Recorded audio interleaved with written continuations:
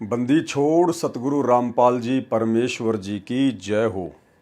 परमपिता परमात्मा सारी सृष्टि के रचनहार, कुल मालिक, असंख्य ब्रह्मांडों के स्वामी, जगत गुरु, तीनों लोकों में प्रवेश करके सबका भरण पोषण करने वाले राजाधिराज, आत्माधार, नाथों के नाथ, देवों के देव महादेव, सर्वेश्वर महेश्वर, मृत्युंजय, अजरो अमर, आदि अनादि सनातनी प्रभु, जगत पिता जगदीश्वर, श्री श्री 1008 की उपाधि के वास्तविक अधिकारी, अकाल मूरत शब्द स्वरूपी राम वासुदेव सर्वगतम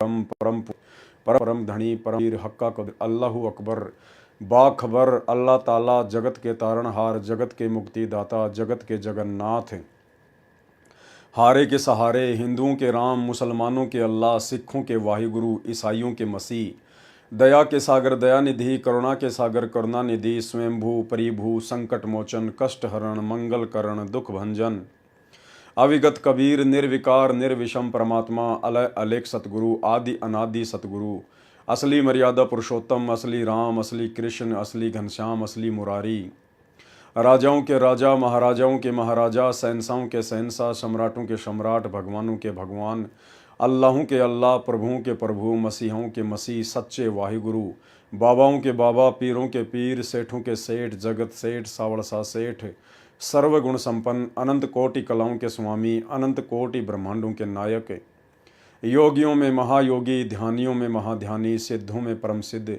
ज्ञानियों में तत्व ज्ञानी, ब्रह्म ज्ञानी, महाज्ञानी, परम ज्ञानी, सर्वश्रेष्ठ ज्ञानी, विज्ञानी, युवा कबीर, समरथ कबीर, असमवात, अमित ओजा, सच्चे रहनुमा, करीम अल्लाह, सुभान अल्लाह, दुनिया के अंतिम पैगंबर, 8 सितंबर 1951 से गांव धनाना, जिला सोनीपत, हरियाणा, भारतवर्ष की पावन भूमि पे प्रकट रियल कल की भगवान श्री नारायण साकार हरि बाबा साहेब संत श्रोमणी सतगुरु रामपाल जी परमेश्वर जी के चरण कमल में साध संगति से जुड़े हुए देश विदेश से हम सभी सत्सेवक भाई बहनों का अनंत कोटि दंडवत प्रणाम। सत्साई भाई और बहनों, पवित्र पुस्तक भक्ति और भगवान के ऊपर लगातार वीडियो बनाने की श्रृंखला जारी है। इसी श्रृंखला में आज हमारा ये 18वें नंबर का वीडियो है। भाई और बहनों, आगे हम एक भगत के इंटरव्यू पर बढ़ें उससे पहले एक छोटी सी जानकारी आप सभी साध संगति से जुड़े हुए सत्सेवक भाई बहनों को दास देना चाहेगा।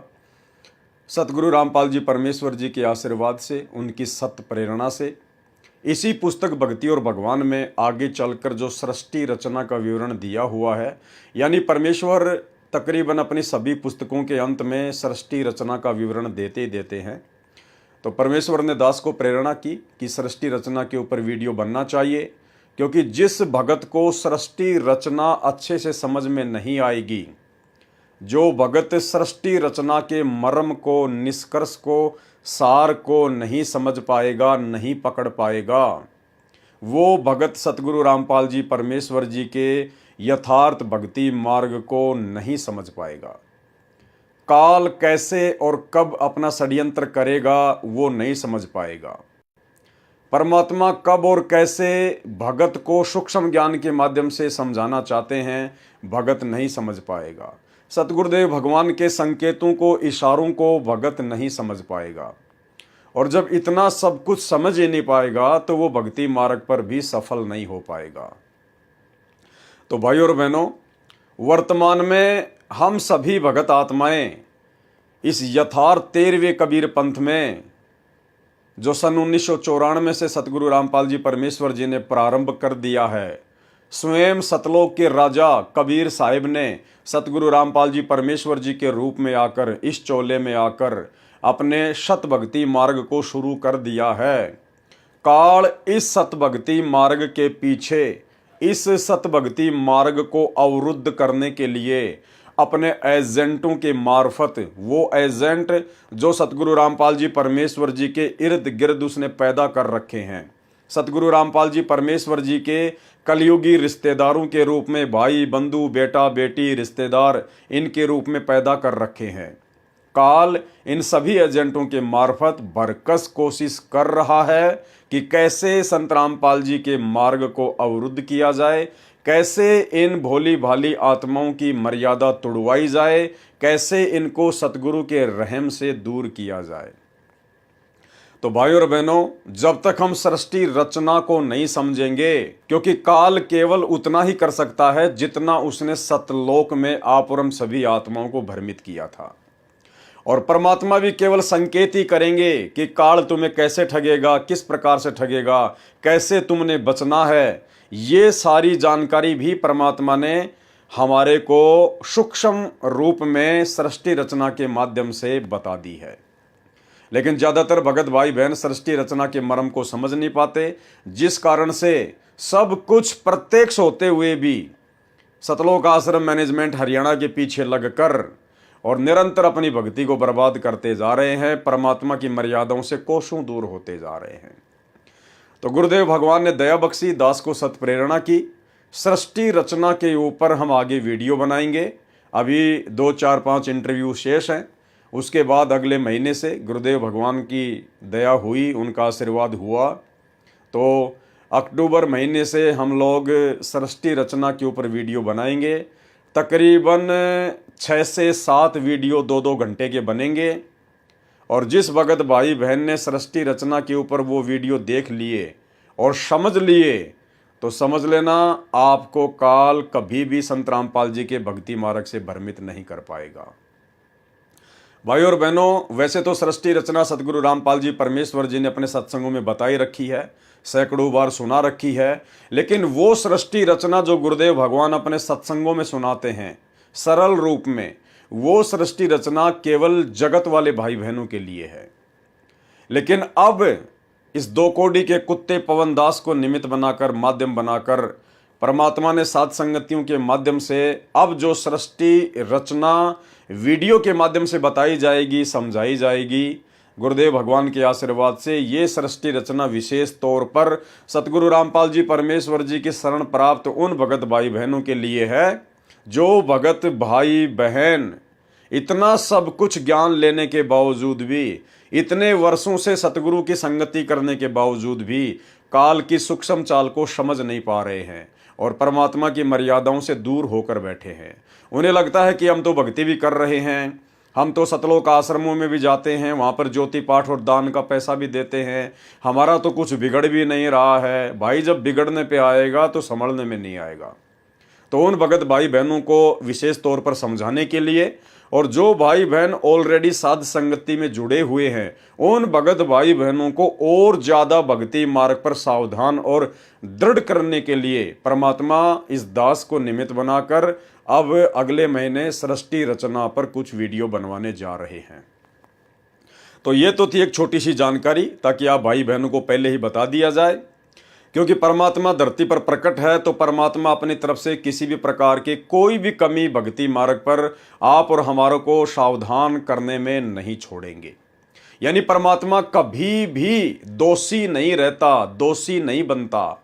हम कभी भी सतगुरु रूप में आए हुए परमेश्वर को पूर्ण मोक्ष ना हो पाने के कारण दोष नहीं दे सकते। हम कोई बहानेबाजी फिर उसके सामने जब उसके दरबार में मुंह लटका के खड़े होंगे तो हम कोई भी बहानेबाजी ना बना सकें। इसके लिए परमात्मा ज्ञान देने में, समाधान देने में स्वयं भी और अपने भक्तों के माध्यम से भी कोई कमी नहीं छोड़ता है।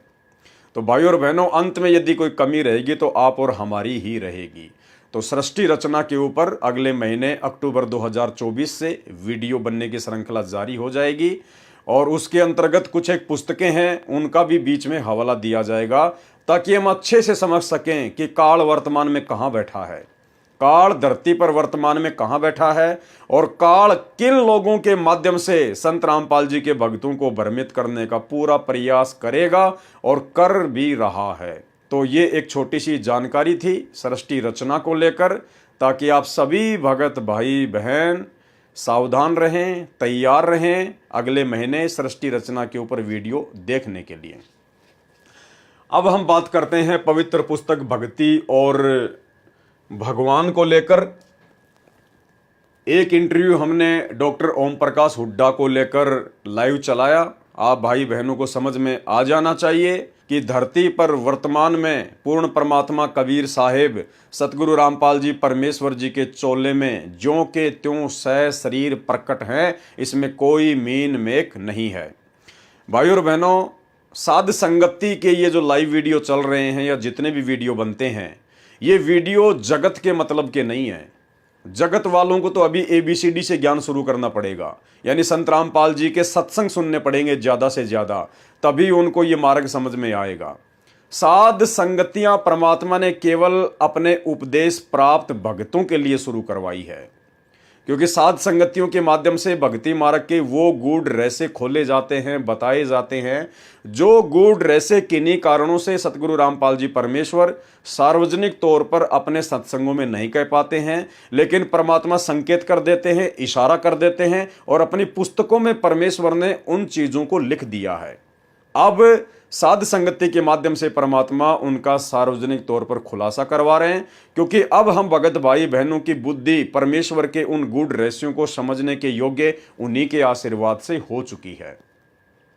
तो ये वीडियो वर्तमान में दुनिया के महत्व के नहीं है, लेकिन ये वीडियो वर्तमान में सतगुरु रामपाल जी परमेश्वर जी की संगत के लिए परम महत्व के हैं, परम महत्व के लिए।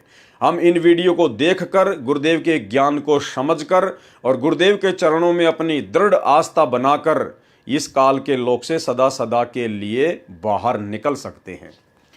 तो आज दूसरे नंबर का जो इंटरव्यू है वो है बसंत सैनी का।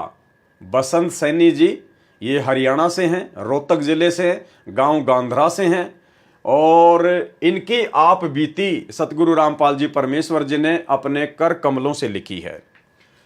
प्रभु प्यासे भगत बसंत सिंह सैनी को मार्ग मिलना, केवल मार्ग मिला है भाइयों और बहनों, ध्यान रखना।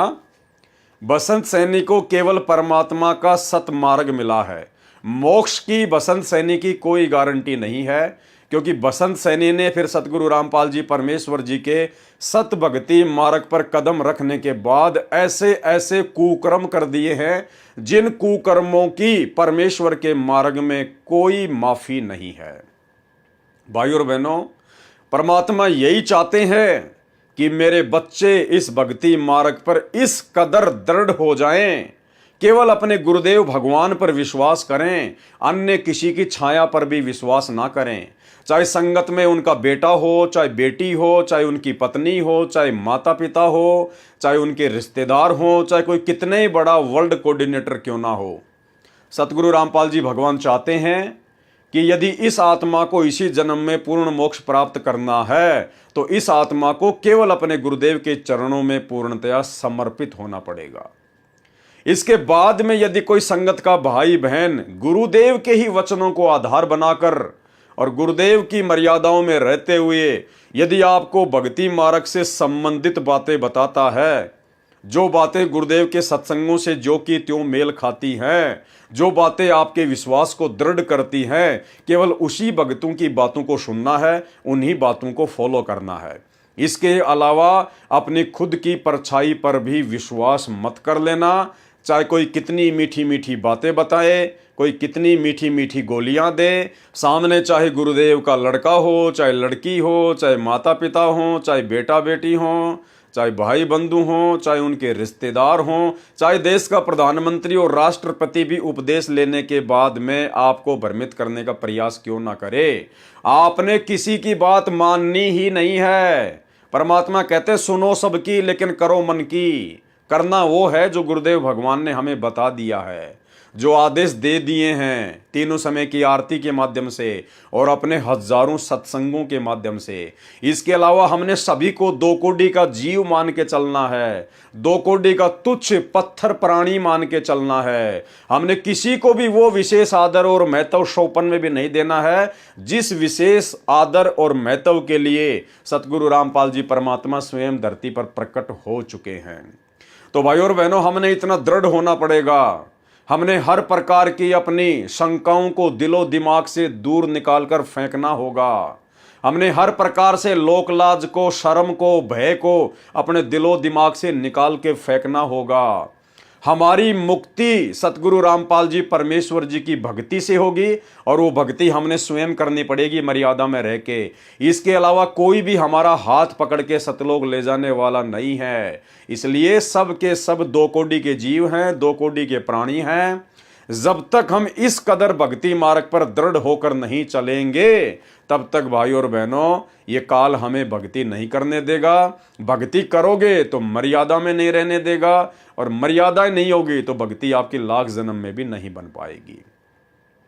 तो ये जो बसंत सैनी है, जो कि सतलोक आश्रम मैनेजमेंट हरियाणा का एक विशेष मेंबर है, अब वर्तमान में इसके विषय में गुरुदेव भगवान लिख रहे हैं कि प्रभु प्यासे भगत बसंत सैनी को मार्ग मिलना, केवल इस आत्मा को मार्ग ही मिला है। लेकिन भाई और बहनों, इस मनुष्य जन्म में इस बसंत सैनी को नाम उपदेश लेने के बाद इसके कुकर्मों के चलते सतलोक मिलना बड़ा कठिन है, बड़ा मुश्किल है। क्योंकि दास तो जो भी बात बोलता है भाई और बहनों, प्रमाणों के साथ बोलता है और ज्ञान को आधार बनाकर बोलता है।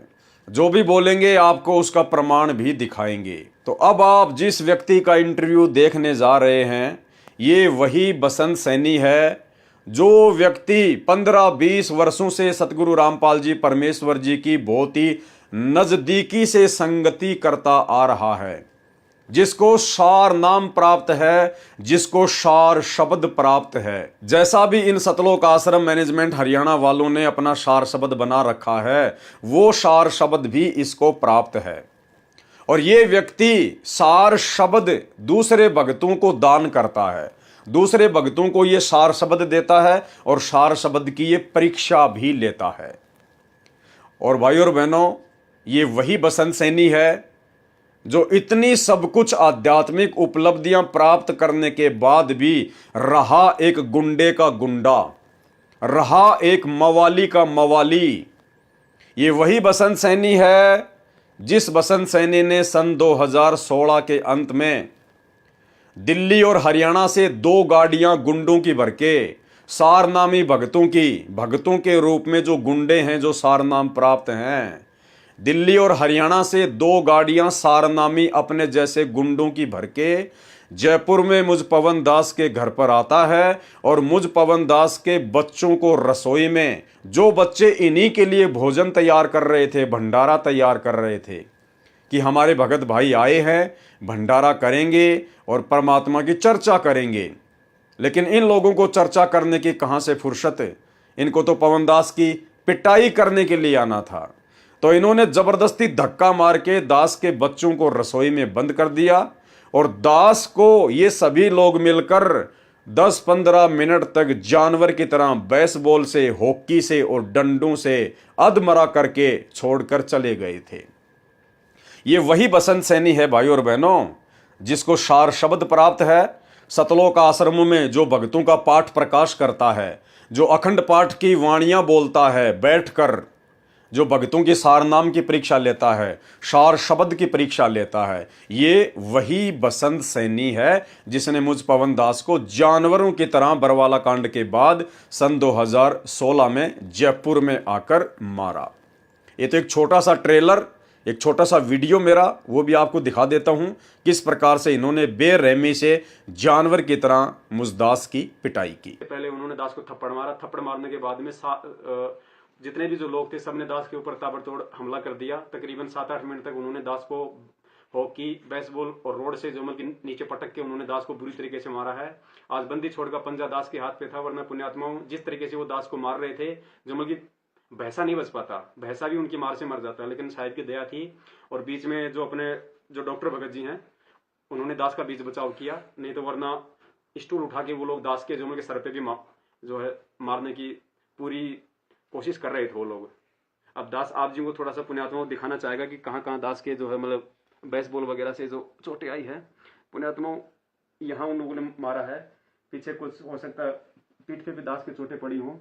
दूसरा इस तरफ यहाँ पे उन्होंने पूरा दास को बेसबॉल वगैरह से मारा है। नीचे भी लो। और उसके बाद में यहाँ देखिए पुण्यात्माओं, ये पैर दास का यहाँ से सूज रहा है, ये थोड़ा सा ऊपर ले बैठा, हाँ यहाँ से इन्होंने किया है अच्छी तरीके से बेसबॉल से। उसके बाद में यहाँ पे इन लोगों ने मारा है, जहाँ जहाँ उनको मन में आया, उस तरीके से पुण्यात्माओं उन लोगों ने दास के साथ में जानवर जैसा व्यवहार किया। तो भाई और बहनों, आज हम इसी महान आत्मा, इसी महान पुरुष बसंत सैनी के इंटरव्यू को पढ़ेंगे कि किस प्रकार से वो परमात्मा ऐसी नीच आत्माओं पर भी दया करता है। ये परमेश्वर जी की दयालुता का आपको एक बहुत बड़ा उदाहरण देखने को मिलेगा। परमात्मा जिनके आगामी कुकर्मों को जानता था, सतगुरु रामपाल जी परमेश्वर अंतर्यामी हैं। अंतर्यामी एक तुम, आत्म के आधार, और जो तुम छोड़ो हाथ तो मोय कौन उतारे पार। परमेश्वर को इस व्यक्ति के आगामी कुकर्मों का भली भांति पता था, लेकिन उसके बावजूद भी इस दयालु परमेश्वर सतगुरु रामपाल जी भगवान ने, इस कबीर परमेश्वर ने इसको काल के जाल से निकालकर अपनी शरण में लिया। इसको असहनीय दुखों से और कष्टों से बाहर निकाला, इसे अपने पास में रखा, इसको मैनेजमेंट का एक हिस्सा बनाया, इसको परमात्मा ने विशेष सेवाएं सौंपी, गुरुदेव भगवान ने इसके ऊपर विश्वास किया, इसको बरवाला आश्रम में परमात्मा ने विशेष जगह दी।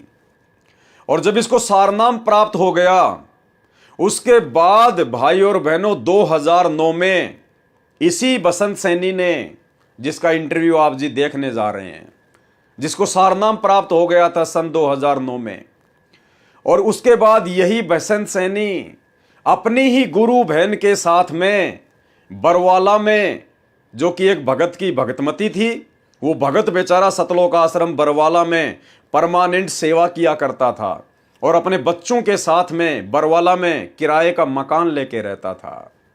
और जब उसका पति बरवाला आश्रम में सेवा के लिए आ जाता था, तो पीछे से फिर यही महान आत्मा बसंत सैनी सतगुरुदेव भगवान की सफारी गाड़ी लेकर, टाटा सफारी गाड़ी लेकर, और अपना मुंह काला करने के लिए अपनी गुरु बहन के पास में चला जाया करता था। और यह क्रम कई महीनों तक चलता रहा। भगत बेचारा सेवा करने के लिए आश्रम में आता और तुरंत बसंत सैनी गाड़ी उठा के गुरुदेव भगवान की और अपनी ही गुरु बहन के साथ में सारनाम प्राप्त करने के बाद भी रोजाना मुंह काला करने के लिए चला जाता था, अवैध शारीरिक संबंध बनाने के लिए चला जाता था। एक दिन इसने ऐसा ही किया।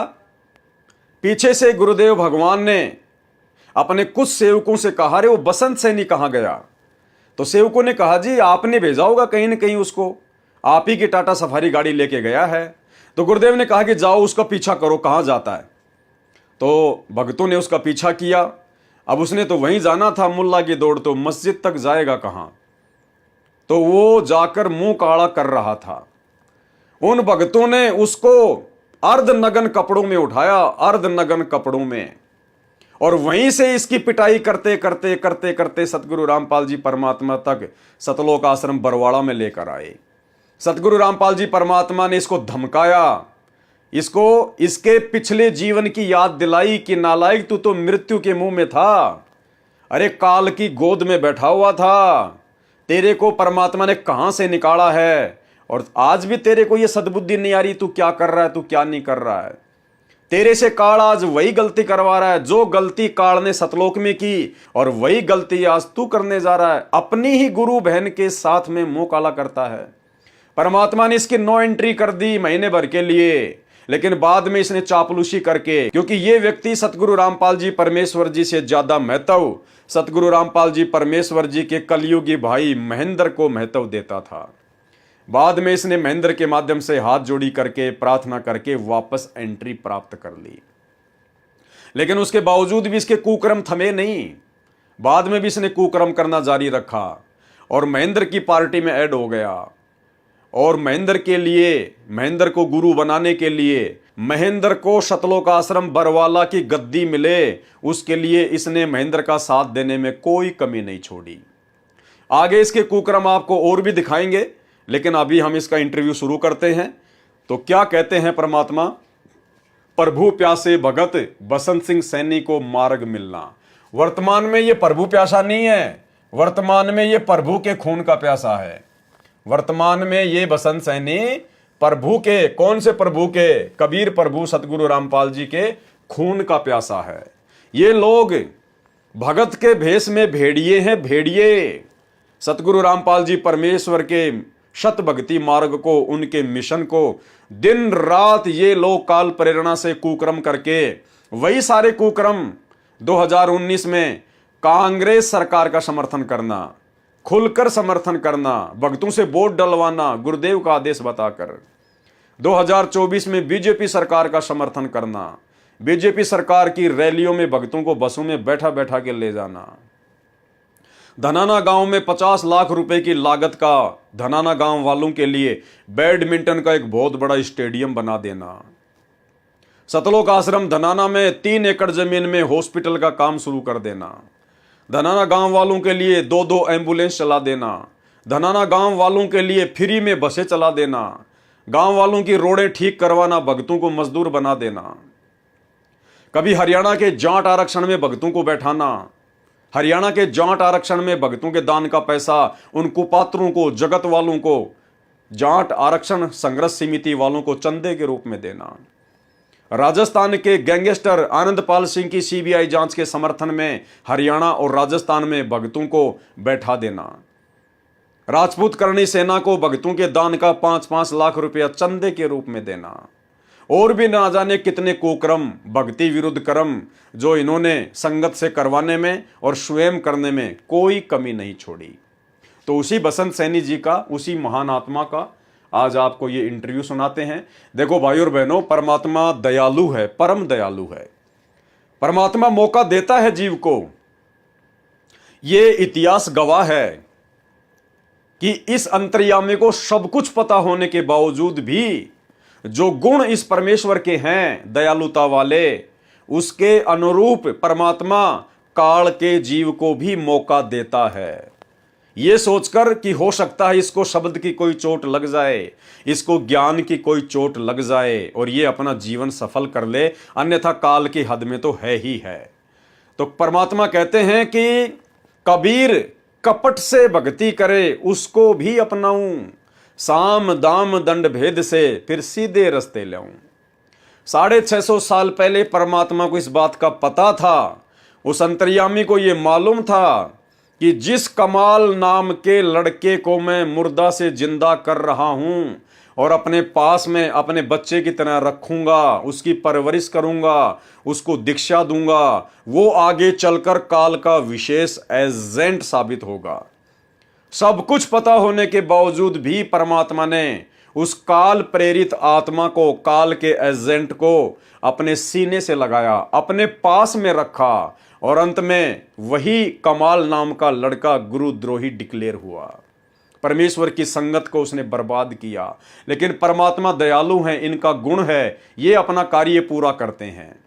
तो भाई और बहनों, ठीक इसी प्रकार वर्तमान में इस भोली और नादान संगत को जो ये बहुत बड़े बड़े परम भगत दिखाई देते हैं, जो आश्रम खोल खोल के बैठे हैं, आश्रमों के संचालक बन के बैठे हुए हैं, जो भक्तों से सारे सत्संगों के विरुद्ध कुकर्म करवा रहे हैं, गुरुजी का बेटा बेटी भाई बंधु रिश्तेदार, ये स्टेट कोऑर्डिनेटर, जिला कोऑर्डिनेटर, जो संगत को नादानी के चलते परम भगत दिखाई देते हैं, भाई और बहनों, ये सब के सब काल के द्वारा धरती पर भेजे गए उसके मुख्य मुख्य एजेंट हैं। और सतगुरु रामपाल जी परमेश्वर जी के भक्ति मार्ग को इन्हीं मुख्य एजेंटों के द्वारा वर्तमान में सत्संगों के विरुद्ध सारे कर्म संगत से करवाकर लगातार पीछे धकेला जा रहा है। भाई और बहनों, परमात्मा समझाने में कोई कमी नहीं छोड़ेगा। परमात्मा ने अपने सत्संगों में समझाने में कोई कमी नहीं छोड़ी। और वर्तमान में पिछले 9 साल से परमात्मा ने साध संगतियां शुरू करवा रखी है। हजारों वीडियो इन्हीं लोगों के कुकर्मों पर बना दिए गए हैं। हाथ कंगन को आरसी क्या, पढ़े लिखे को फारसी क्या। फेसबुक पेज पवन दास इस लाइव के ऊपर सारे वीडियो पड़े हुए हैं, सर्च करके देख सकते हैं। अन्यथा भाई आप स्वयं दोषी होगे, परमात्मा दोषी नहीं कहलाएगा।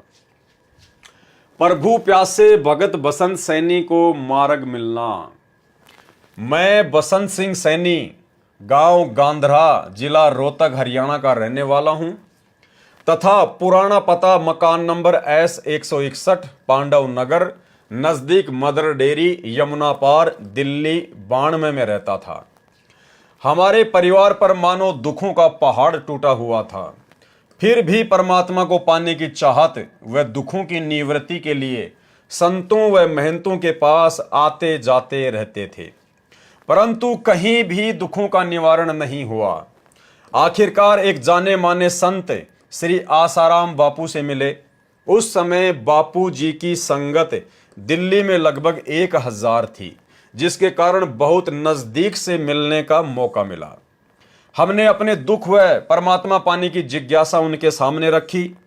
उन्होंने हमें 7 मंत्र दिए। ओम गुरु हरि ओम, ओम ए नमः, ओम नमः शिवाय, ओम नमः भगवते वासुदेवाय, ही रामाय नमः व गायत्री मंत्र इत्यादि, जिनमें से एक छांटने के लिए कहा गया और एक सोहम मंत्र जो श्वास के द्वारा शो अंदर वह हम बाहर निकालकर जाप के लिए कहा गया।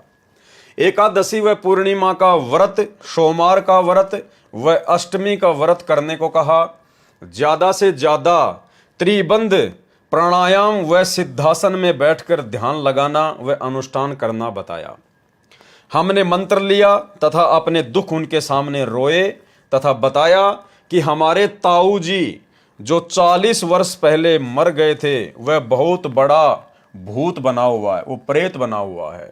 उसने हमारे 2 भाइयों को मार दिया, 8-10 भैंसों को मार दिया, 5-6 गायों को मार दिया। पशुओं का कोई भी बच्चा जीवित नहीं रहता। घर के सभी सदस्य बीमार रहते हैं, दुख के कारण बेहाल हैं तथा किसी भी काम धंधे को नहीं चलने देता। यानी इस आदमी के ऊपर इसके प्रारब्ध कर्मों के कारण दुखों का पहाड़ टूटा हुआ था। यदि इस आत्मा को सतगुरु रामपाल जी परमात्मा अपनी शरण में ना लेते तो भाई और बहनों, काल इस आत्मा को कब का उठा ले जाता। अब कह रहा है कि आपके पिताजी को लेकर जाऊंगा। हमने बापूजी से प्रार्थना की कि हमें बचाओ, परंतु 6 महीने बाद वह प्रेत हमारे पिताजी को भी ले गया। बापूजी ने कहा कि जो हुआ वह तो होना ही था। पशु आदि व धन की हानि तथा शारीरिक बीमारी तो पाप का भोग है। जो जीव के प्रारब्ध में लिखा होता है वह तो भोगना ही पड़ता है। आप भक्ति करो। हम परमात्मा प्राप्ति के लिए लगे रहे। बापूजी के समझाने के बाद हम परमात्मा प्राप्ति के लिए पूरी श्रद्धा से लग गए तथा मैंने बसंत दास सबसे पहले श्री आसाराम बापू आश्रम दिल्ली में 40 दिन का अनुष्ठान महंत नरेंद्र ब्रह्मचारी की सलाह से किया। इसके बाद 40 दिन के 6 अनुष्ठान आसाराम बापू आश्रम पचेड़ रतलाम मध्य प्रदेश में महंत काका जी की देखरेख में किए। उसके बाद 2 अनुष्ठान आसाराम आश्रम साबरमती अहमदाबाद गुजरात के मौन मंदिर में किए, जहां पर श्री आसाराम बापूजी से अच्छी तरह बात करने का मौका मिला। तब मैंने बापूजी से पूछा कि बापूजी, जिस परमात्मा को पाने के लिए मैं तथा सारा भगत समाज लगा हुआ है वह परमात्मा कौन है, कैसा है तथा कहां रहता है, बताने की कृपा करें। ये बसंत सैनी कोई परमात्मा प्राप्ति के लिए नहीं भटक रहा था। आपने इसके इंटरव्यू में देख लिया, समझदार को संकेत काफी है। इसका एक ताऊ जो 40 साल पहले मर गया था वो भूत बन के इनको बुरी तरह से तबाह कर रहा था, इनको परेशान कर रहा था। इसके 2 भाइयों को मार दिया, इसकी 5 भैंसों को मार दिया, 6 गायों को मार दिया और इसके बाप को मार दिया। ये केवल अपने दुखों से दुखी होकर दर दर की ठोकरें खा रहा था, भटकता फिर रहा था। ये परमात्मा प्राप्ति के लिए किसी साधु संत महात्मा के लिए नहीं गया था और ना जा रहा था। ये केवल अपने संकट निवारण के लिए, भूत भगाने के लिए दर दर भटक रहा था। ये सुनकर बापूजी ने कहा कि आप लगे रहो, सब पता चल जाएगा, और बताया कि गीता जी के 1 अध्याय का पाठ प्रतिदिन करना है। और कभी मेरे दर्शनों की इच्छा हो तो एक क्रिया बताता हूं कि 3 दिन तक एक कमरे में बंद हो जाओ। कमरे में बंद होने से पहले दिन खाना पीना छोड़ दो ताकि शाम तक लैट्रिन व बाथरूम से निवृत्त हो जाएं। उसके 3 दिन तक कुछ भी खाना पीना नहीं है, न बाहर निकलना है, कमरे में रहो, त्राटक करो। घर जाकर मैंने ये 3 बार किया, परंतु बापू के दर्शन नहीं हुए। अनुष्ठान के समय जीवन मृत्यु से जूझकर बीमारी का सामना करना पड़ा। ये बीमार भी हो गया था भयंकर तरीके से, परंतु फिर भी परमात्मा पाने के लिए लगा रहा। परमात्मा पाने के लिए नहीं, बल्कि अपने संकट निवारण के लिए लगा रहा, भटकता रहा। सितंबर 2000 में संत रामपाल दास जी महाराज का सत्संग काठमंडी रोहतक में सुना। फिर इसके ऊपर पूर्ण परमेश्वर कबीर साहेब सतगुरु रामपाल जी भगवान की दया हुई, मेहर हुई। सितंबर सन 2000 में संत रामपाल दास जी महाराज का सत्संग काठमंडी रोहतक में सुना, जिन्होंने तत्व ज्ञान के आधार पर गीता जी को समझाया। उसके बाद गीता जी का पाठ करने से मन में आने लगा कि गीता जी में भगवान क्या कह रहे हैं और बापू जी क्या बता रहे हैं। कहीं सचमुच हम भगवान के विरुद्ध तो साधना नहीं कर रहे हैं। संत रामपाल जी के द्वारा बताए गीता जी के अनुवाद को समझा तो अंतरात्मा रोने लगी तथा बापू जी से मिलकर ये सब शंकाएं पूछनी चाहिए। भाइयों और बहनों, संत रामपाल जी के सत्संग इनको सुनने को मिल गए किसी भगत के माध्यम से। भगत इसको काठमंडी के सत्संग में लेके गया। वहां इन्होंने सतगुरु रामपाल जी परमेश्वर जी के सत्संग सुने और सत्संग सुनकर ये कह रहे हैं कि मैं रोने लग गया और मेरे सारी बातें समझ में आने लगी। उसके बाद ये आसाराम जी के पास में गए। उसके बाद ये पुनः आसाराम जी के पास में गए, क्योंकि इनको आसाराम जी ही बहुत बड़े संत दिखाई दे रहे थे। संत रामपाल जी उसके बाद भी इनको संत रूप में दिखाई नहीं दे रहे थे। उसके बाद भी ये आसाराम जी के पास चले गए। भाइयों और बहनों, जो अच्छी आत्मा होती है परमात्मा की, उसकी पहचान बताई है गुरुदेव भगवान ने। उसकी पहचान बताई है। जो आत्मा युगों युगों से सतगुरु रामपाल जी परमेश्वर जी की शरण ग्रहण करती हुई आ रही है, जो आत्मा वास्तव में प्रभु की प्यासी है, उस आत्मा की परमात्मा ने एक पहचान बताई है। गुरुदेव भगवान कहते हैं ज्ञान का और घाम का चमका सा होता है।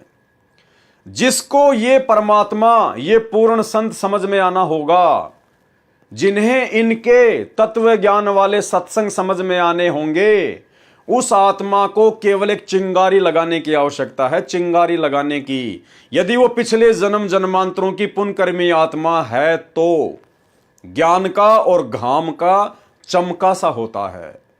जिसने समझना होता है वो एक झटके में समझ जाता है, अन्यथा भाइयों और बहनों वो फिर दर दर की ठोकरें ही खाता रहता है। वो आत्मा फिर भक्ति मार्ग पर सफल होने वाली आत्माओं में से नहीं है।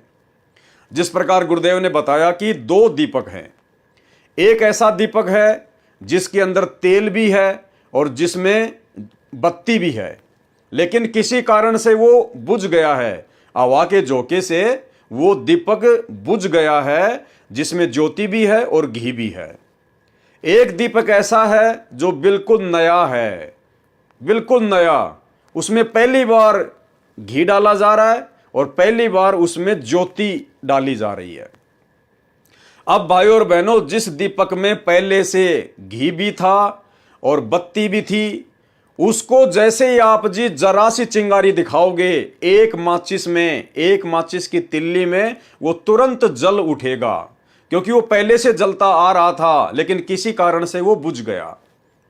तो इस प्रकार का जो दीपक है वो तो समझो परमात्मा की जन्म जन्मांतरों की अच्छी आत्मा है।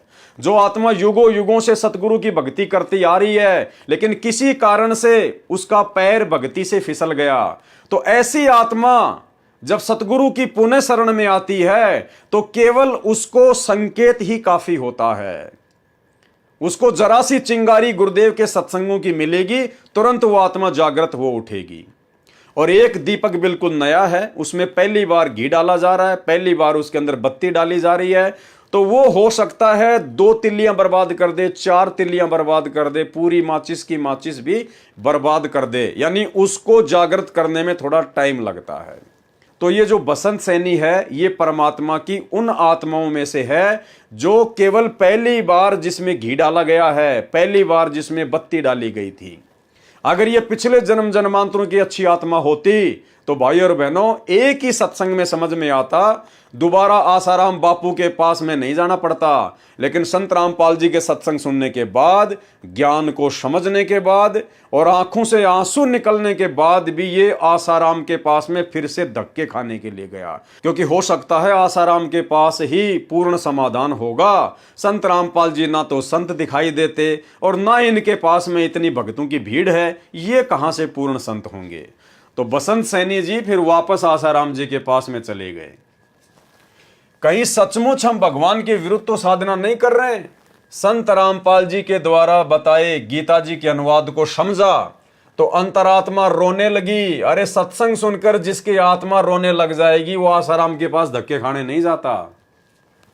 तथा बापूजी से मिलकर ये सब शंकाएं पूछनी चाहिए। अरे बापूजी से तू 10-15 साल तक जुड़ा हुआ था मेरे भाई, ना जाने तूने कितने बापू बना लिए थे संत रामपाल जी से पहले। आज से पहले वो तेरी शंका समाधान नहीं कर पाए, तो अब संत रामपाल जी के सत्संग सुनकर फिर भी उम्मीद जगा रहा है कि शायद आसाराम बापू ही मेरी शंकाओं का समाधान करेगा। तथा बापू जी से मिलकर ये सब शंकाएं पूछनी चाहिए। मैं बापू जी के पास गीता लेकर गया तथा गीता जी को दिखाकर सब शंकाएं पूछी, परंतु बापू जी ने किसी भी शंका का समाधान नहीं किया। मैंने बापूजी से कहा कि बापूजी, आपको परमात्मा के बारे में नहीं पता तो आप भगत समाज को अपने पास क्यों उड़जा रहे हो। इस पर बाबूजी मेरी तरफ घूर कर बोले कि तू क्या जाने भक्ति के विषय में। मैं उठकर रोता हुआ अपने घर आ गया। परमात्मा की प्राप्ति न होने से तथा उलझे हुए जीवन को देखते हुए तथा हट रूपी अनुष्ठान व व्रतों के करने से शरीर काफी कमजोर हो गया था और मृत्यु नजदीक दिखाई देने लगी। फिर अन्य संतों के पास में गया। उसके बाद संत रामपाल जी से सत्संग सुनने के बाद भी फिर ये दोबारा आसाराम के पास गया।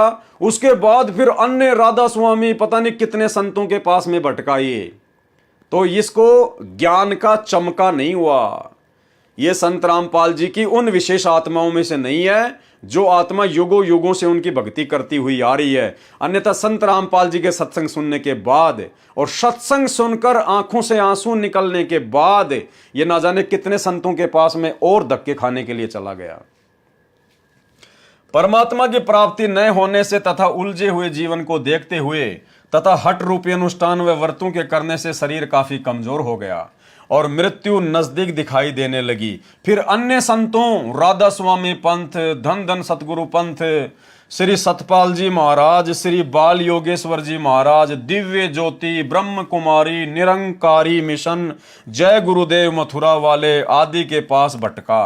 परंतु जो निर्णायक ज्ञान संत रामपाल जी महाराज ने बताया वह उपरोक्त किसी भी संत व पंथ के पास नहीं है। मतलब संत रामपाल जी से सत्संग सुनने के बाद में दूसरे संतों और पंथों के पास में ये केवल इसलिए भटकता रहा कि क्या वास्तव में संत रामपाल जी का ज्ञान सही है। अरे ये निर्णय उन पंथों में जाके थोड़ी करना था मेरे भाई। ये निर्णय तो परमात्मा जो पुस्तकें दिखा रहे थे, जो ज्ञान बता रहे थे, उन सत्संगों को सुन के करना था। वह उपरोक्त किसी भी संत व पंथ के पास नहीं है। मैं पश्चाताप करने लगा कि इस समय शायद पृथ्वी पर कोई भी संत ऐसा नहीं है जिसको परमात्मा प्राप्ति हुई हो। देखा, संत रामपाल जी के सत्संग सुनने के बाद में दर दर भटका और फिर क्या सोच रहा है कि मैं पश्चाताप करने लगा कि इस समय शायद पृथ्वी पर कोई भी संत ऐसा नहीं है जिसको परमात्मा की प्राप्ति हुई हो और जो ये बता सके कि वह परमात्मा कौन है, कैसा है और कहां रहता है। ये विचार करके मैं फूट फूट कर रातों में रोता रहा। संतों से विश्वास उठ गया।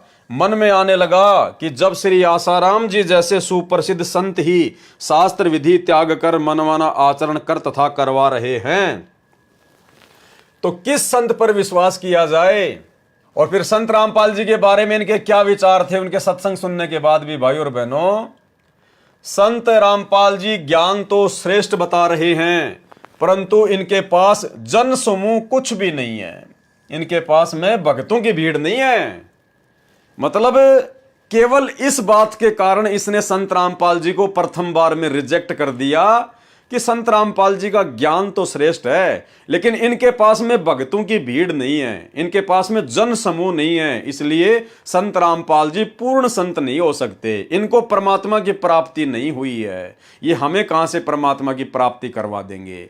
यानी भाई और बहनों, समझदार को संकेत काफी है। परमात्मा आप और हम सभी भगत भाई बहनों की तमाम भ्रमणाओं का निवारण करना चाहते हैं कि मत रह जाना इस वहम में कि वो भगत बहुत बड़ा भगत है, अरे फला फला भगत तो गुरुजी के साथ में रहा करता था जब गुरुजी गांव-गांव में जाके सत्संग करते थे, अरे ये भगत तो 24 घंटे गुरुजी के साथ में रहता है, अरे ये माई तो गुरुजी के बेड की साफ सफाई करती है, अरे ये भगत तो गुरुजी के कपड़ों के प्रेस करता है, अरे ये तो गुरुजी का ड्राइवर है, इसको तो बहुत ज्ञान होगा। इस चक्कर में मत पड़ जाना मेरे भाई और बहनों। दूर के ढोल हमेशा सुहावने लगते हैं।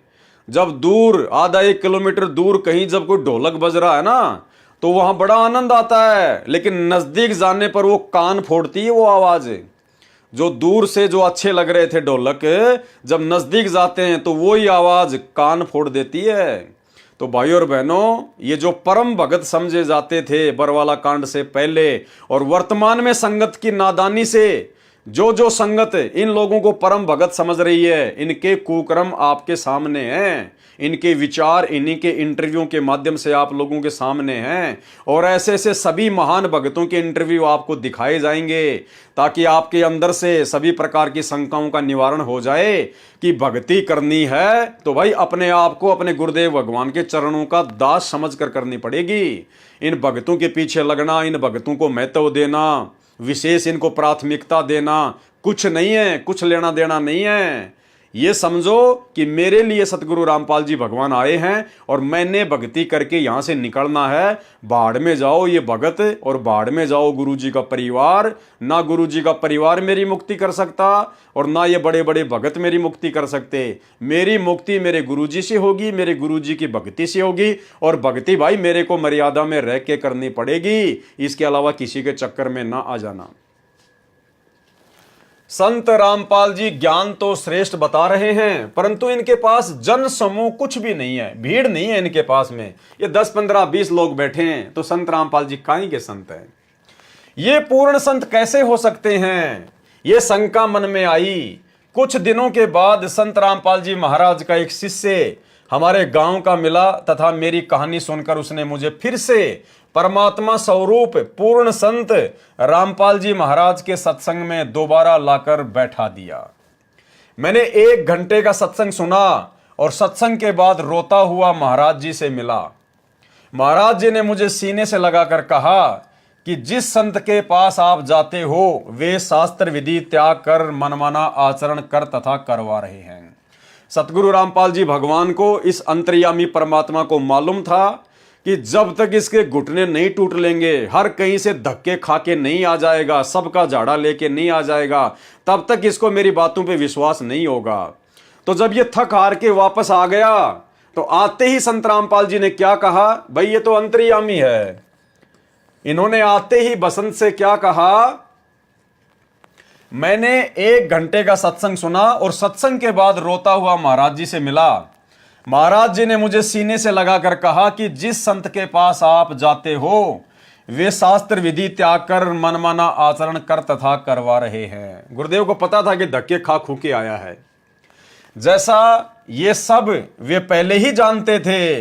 क्या कह रहा है बसंत सैनी कि जैसा ये सब वे पहले ही जानते थे कि मुझे क्या चाहिए और मेरी शंकाओं का समाधान संत रामपाल जी महाराज ने अपने चरणों में बैठाकर इस तरह से किया। भाई और बहनों, क्या आप और हमारी शंकाओं का समाधान गुरुदेव ने अपने पास में बैठाकर सत्संगों के अलावा किया? कभी नहीं किया। आप में से ज्यादातर सत्सेवक भाई बहन जो बरवाला कांड के बाद जुड़े हैं, जो संकल्प लेकर जुड़े हैं, आप तो साक्षात अभी तक गुरुजी से मिले भी नहीं हो, लेकिन उनके सत्संग सुनने मात्र से आज आपकी समस्त शंकाओं का समाधान हो गया। और इन आत्माओं का समाधान परमात्मा ने अपने पास में बैठाकर घंटों घंटों बैठाकर करना पड़ा। इससे सिद्ध होता है कि ये परमेश्वर की उन आत्माओं में से नहीं है जिन आत्माओं के लिए परमात्मा आज इस काललोक में भटक रहे हैं।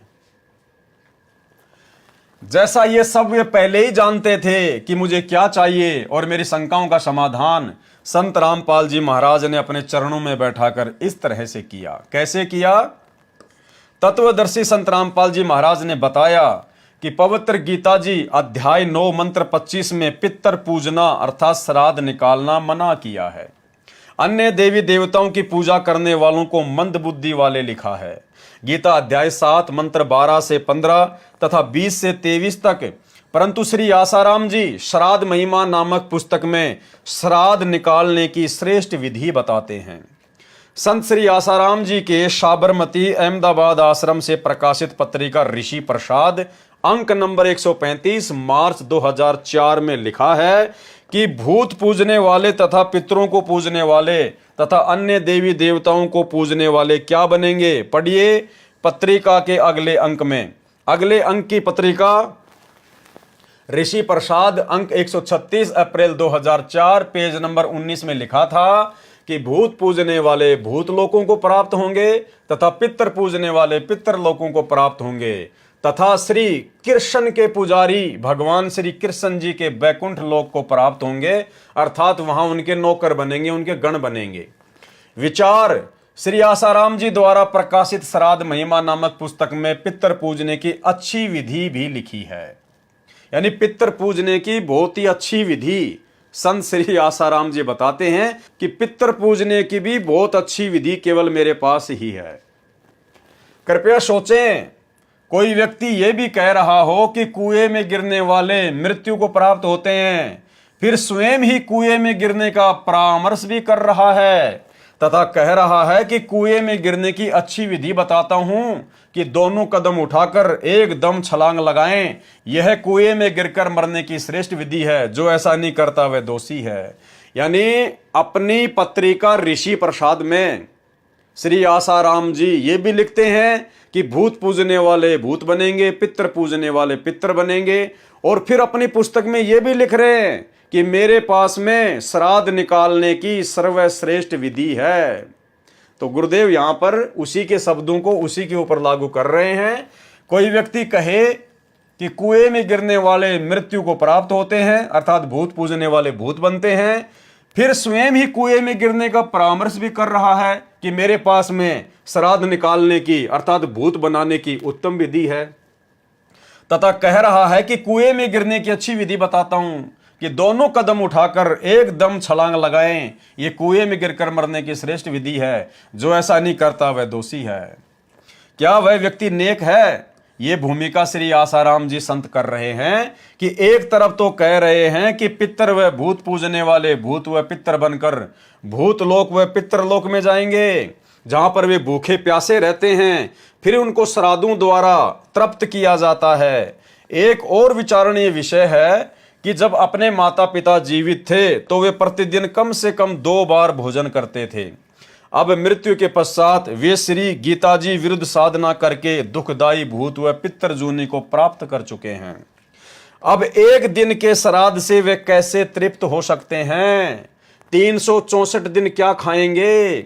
जिसके लिए संत आसाराम जैसे गुरुजन दोषी हैं, जो भोली भाली आत्माओं को गुमराह कर रहे हैं। शास्त्र ज्ञान से अपरिचित संत ही इस जीव को शास्त्र विधि रहित साधना करवाकर दुखदायी योनियों में डलवाते हैं। श्री आसाराम जी श्री शिव जी की उपासना का मंत्र ओम नमः शिवाय व श्री विष्णु जी का मंत्र ओम नमो भगवते वासुदेवाय बताते हैं। इसी के अतिरिक्त हरिओम, ओम गुरु आदि नामों में से कोई एक मंत्र अपनी इच्छा अनुसार चुन लेने को कहते हैं तथा सोहम को 2 हिस्से करके श्वास द्वारा स्मरण करना आदि मंत्र देते हैं, जो किसी शास्त्र में प्रमाण नहीं है। विचार करें, कोई रोगी जिसके पेट में दर्द हो किसी वैद्य के पास इलाज के लिए प्रार्थना करे, वैद्य उसके आगे 6 गोलियां डालकर कहे कि तेरी इच्छा हो इनमें से एक उठा ले, क्या वह वैध हो सकता है? पवित्र गीता जी अध्याय 8 मंत्र 13 में कहा है कि ओम इति एकाक्षरम ब्रह्म व्यवहरण माम अनुस्मरण ये प्रयाति तजन देहम स याति परमाम गतिम। इसका शब्दार्थ है कि गीता बोलने वाला ब्रह्म अर्थात काल कह रहा है कि माम ब्रह्म, मुझ ब्रह्म का तो इति यह एक ओम एकाक्षरम ओम एक अक्षर है, व्यवहारण उच्चारण करके अनुस्मरण सुमरण करने का ये जो साधक तजन देहम शरीर त्यागने तक अर्थात अंतिम श्वास तक पर्याति स्मरण साधना करता है, वह साधक ही मेरे वाली परमाम गतिम परम गति को याति यानी प्राप्त होता है। भावार्थ है कि श्री कृष्ण जी के शरीर में प्रेत वर्त प्रवेश करके ब्रह्म अर्थात हजार भुजा वाला ज्योति निरंजन काल कह रहा है कि मुझ ब्रह्म की साधना केवल एक ओम नाम से मृत्यु पर्यंत करने वाले साधक को मुझसे मिलने वाला लाभ प्राप्त होता है। अन्य कोई मंत्र मेरी भक्ति का नहीं है तथा अपनी गति को भी गीता अध्याय 7 श्लोक 18 में अनुतमाम अर्थात अति घटिया बताया है।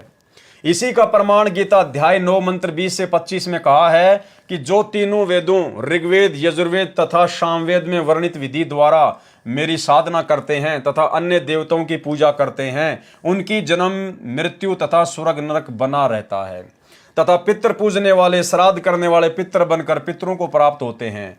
भूत पूजने वाले 13वीं 17वीं बरसी अस्थियां उठाकर गंगा आदि में क्रिया करवाकर परवाह करवाना पिंड भरवाना आदि भूत पूजा है। भूत बनकर भूतलोक में चले जाएंगे फिर पृथ्वी पर भी भटकते रहेंगे। ये पूजा अविधि पूर्वक अज्ञान पूर्वक मनमाना आचरण है, इसलिए व्यर्थ है। प्रमाण गीता अध्याय 16 मंत्र 23-24 विशेष यहां चौथे अथर्ववेद का विवरण इसलिए नहीं है कि इसमें पूजा विधि कम तथा सृष्टि रचना अधिक है। इसलिए गीता अध्याय 18 मंत्र 62 में कहा है कि उस परमात्मा की शरण में जा जिससे तेरी पूर्ण मुक्ति होगी तथा परम शांति तथा शाश्वत स्थान अर्थात सत्य लोक को प्राप्त होगा। तथा गीता अध्याय 15 मंत्र 4 में कहा है कि तत्वदर्शी संत मिलने पर उसके बताए अनुसार शास्त्र विधि अनुसार साधना करनी चाहिए, फिर उस परम पद परमेश्वर की खोज करनी चाहिए जहां जाने के पश्चात साधक का कभी जन्म मृत्यु नहीं होता अर्थात अनादि मोक्ष प्राप्त हो जाता है। गीता बोलने वाला काल अर्थात क्षर पुरुष ब्रह्म कह रहा है कि मैं भी उसी आदि पुरुष परमेश्वर की शरण में हूं। संत रामपाल जी महाराज ने बताया कि अन्य सर्व संत कहते हैं कि पाप का भोग तो प्रारब्ध में लिखा होने के कारण जीव को भोगना ही पड़ता है। भक्ति करते रहना चाहिए, आने वाला दूसरा जीवन सुखमय हो जाएगा। कृपया विचार करें, किसी के पैर में कांटा लगा हो जिस कारण से उसे बहुत पीड़ा हो रही हो, उस कांटे के कष्ट के निवारण के लिए किसी से प्रार्थना करें तो उत्तर मिले कि कांटा तो लगा रहने दे, जूता पहन ले, भविष्य में कांटा नहीं लगेगा। क्या वह व्यक्ति ठीक सलाह दे रहा है? क्योंकि कांटा लगे पैर में जूता पहना ही नहीं जा सकता। पहले कांटा निकले फिर इस डर से जूता पहनेगा कि कहीं दोबारा कांटा ना लग जाए। ठीक इसी प्रकार पूर्ण परमात्मा के पूर्ण संत की शरण में आने से पाप रूपी कांटे का कष्ट समाप्त होता है। फिर साधक पूर्ण प्रभु की शास्त्र विधि अनुसार साधना रूपी जूता इस डर से पहनेगा कि कहीं फिर से कोई पाप रूपी कांटा कष्टदायक न हो जाए। श्री आसाराम जी ने पवित्र गीता जी के अनुवाद में अर्थों का अनर्थ किया है।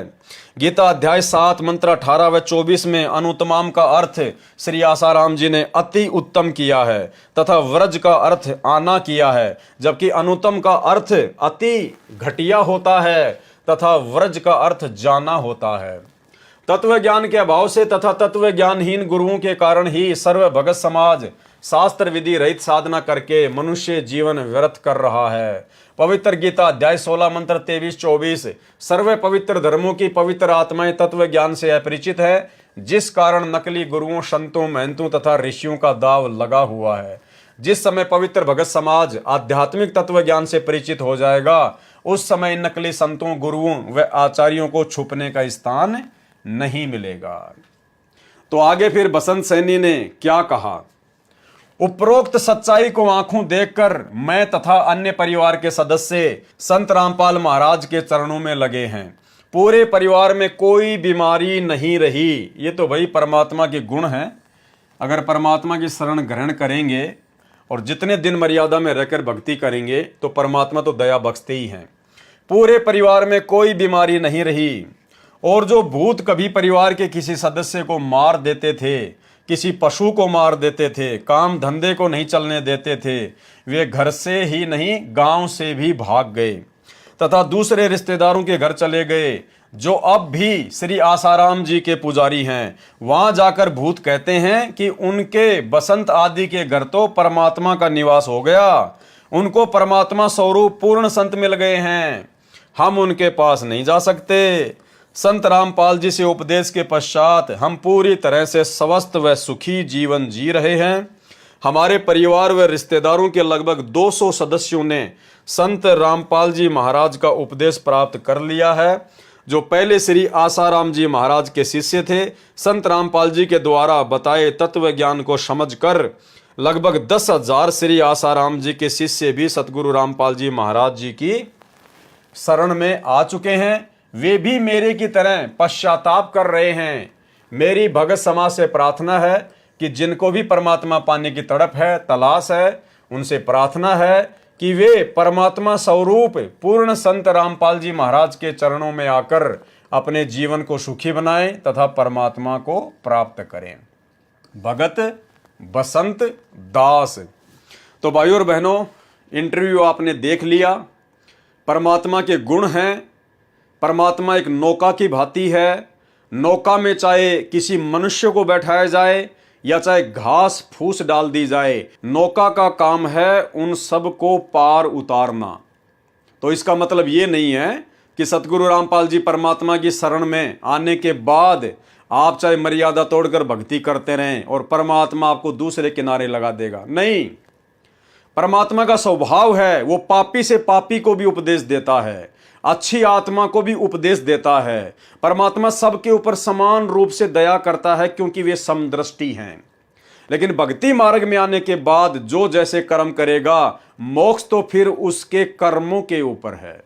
तो भाइयों और बहनों, इंटरव्यू आपने पूरा देख लिया। अब आपको इस बसंत सैनी का एक सबसे घटिया कुक्रम बताते हैं। यानी इतना ज्ञान लेने के बाद, सतगुरुदेव भगवान की इतनी सुसंगति करने के बाद जीव आत्मा ने उनके प्रति समर्पित हो जाना चाहिए, उनके ज्ञान को आधार बनाकर अपने आत्म कल्याण के लिए। लेकिन भाइयों और बहनों, काल ने जो अपने विशेष एजेंट धरती पर भेजे हुए हैं, उनमें से एक विशेष एजेंट है सतगुरु रामपाल जी परमेश्वर जी का छोटा कलयुगी भाई महेंद्र। और इस बसंत सैनी ने हमेशा आश्रम में महेंद्र की ही चापलूसी की। हमेशा इसने महेंद्र की बातों को ज्यादा महत्व दिया और महेंद्र ने पूरी कोशिश की कि आश्रम की गद्दी मुझे प्राप्त हो। उसके अंदर महंत बनने की चाहत थी, वर्तमान में भी है। लेकिन ये तो परमात्मा के तत्व ज्ञान ने उसकी इस मन वांछित जिज्ञासा के ऊपर पानी फेर दिया, क्योंकि इन्होंने बहुत पहले एक षड्यंत्र रचा था। महेंद्र ने सन 2005 से पहले ही एक षड्यंत्र रच डाला था और उस षड्यंत्र का मुख्य हिस्सा ये बसंत सैनी भी था।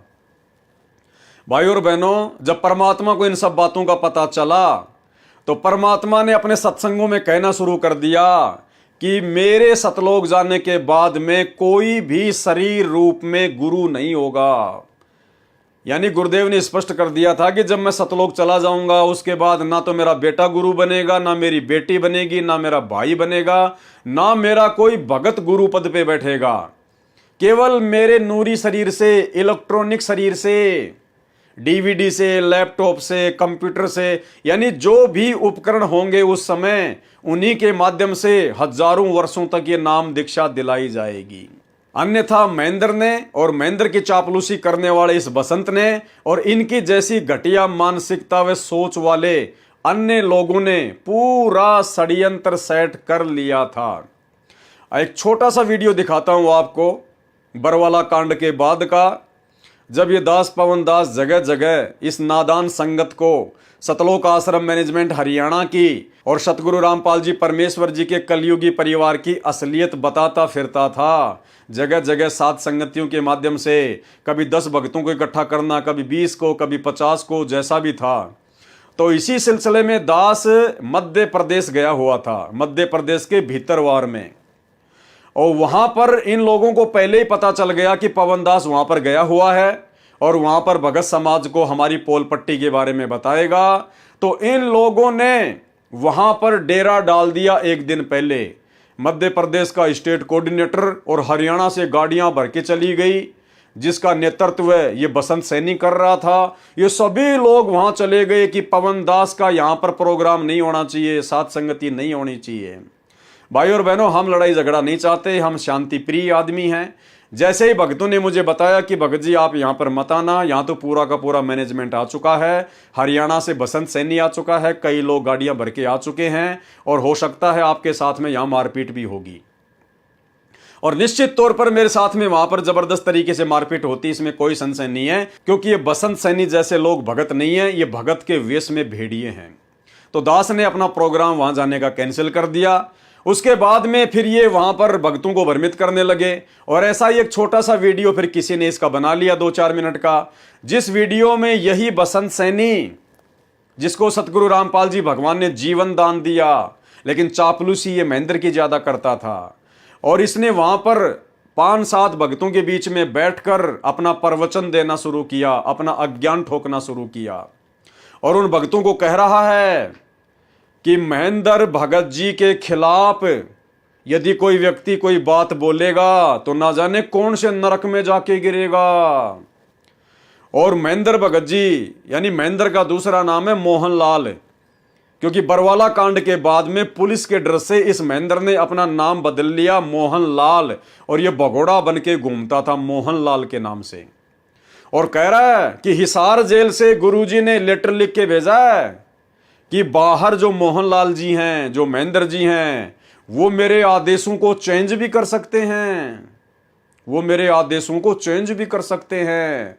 और मजे की बात इसने क्या बताई, फिर लास्ट में ध्यान से सुनना उस वीडियो को, कि 2005 में या 6 में गुरुजी ने मोहनलाल जी को यानी महेंद्र को प्रथम नाम दान करने का आदेश दे दिया था।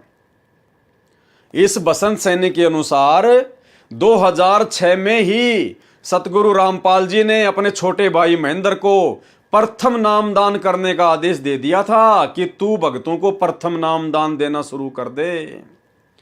अरे भाई, ये कौन से परमात्मा के विधान में है?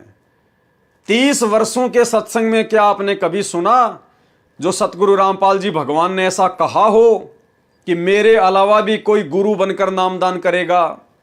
कभी नहीं।